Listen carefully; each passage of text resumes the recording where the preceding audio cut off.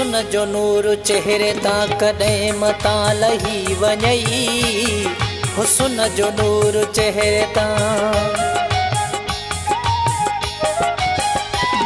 हुस्न जो नूर चेहरे ता कॾहिं मता लही वञई।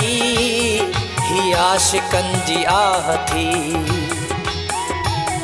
मता पिरी वही वञई। हुस्न जो नूर, हुस्न जो नूर चेहरे ता कॾहिं मता लही वञई।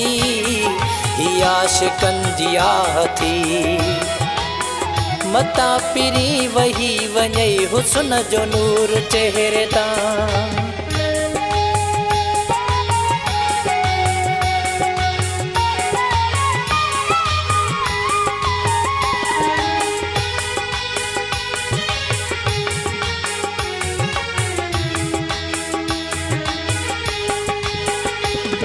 तोखे जवानी सूंहते नाज़वा, तोखे जवानी सूंहते नाज़वा।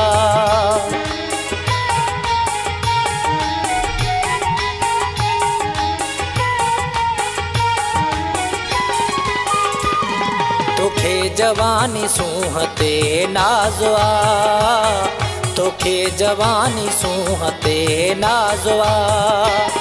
ॾुखाए न असांजो ही आवाज़ आ, जिस्म इहो मिठा मता रही वञई। हुस्न जो नूर, हुस्न जो नूर चेहरे ता कॾहिं मता लही वञई। ही आशिकनि जी आह थी मता पिरी वही वञई। हुस्न जो नूर चेहरे ता,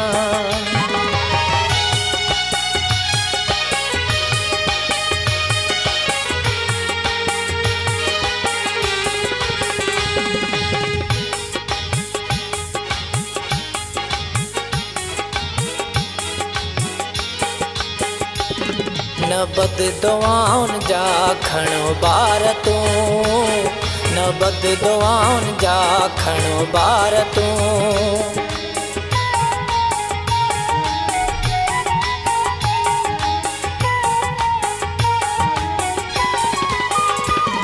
न बद दुआउनि जा खणो ॿार तूं, न बद दुआउनि जा खणो ॿार तूं।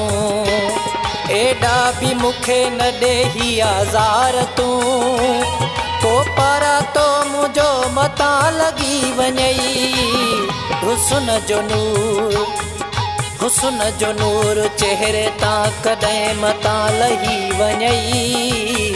ही आशिकनि जी आह थी मता पिरी वही वञई। हुस्न जो नूर चेहरे ता,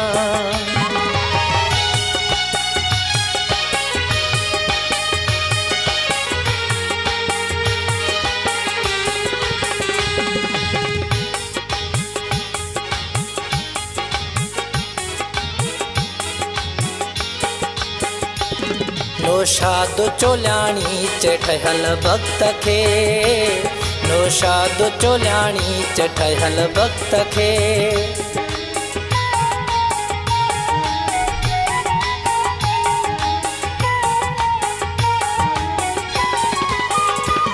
नौशाद चोल्याणी चठहल भक्त खे, नौशाद चोल्याणी चठहल भक्त खे। पो यादि कंदे ॾिसजांइ वयल वक़्त खे, मुंहिंजी त दिलि सूर थी सही वञई। हुस्न जो नूर, हुस्न जो नूर चेहरे ता कॾहिं मता लही वञई। ही आशिकनि जी आह थी मता पिरी वही वञई। हुस्न जो नूर चेहरे ता।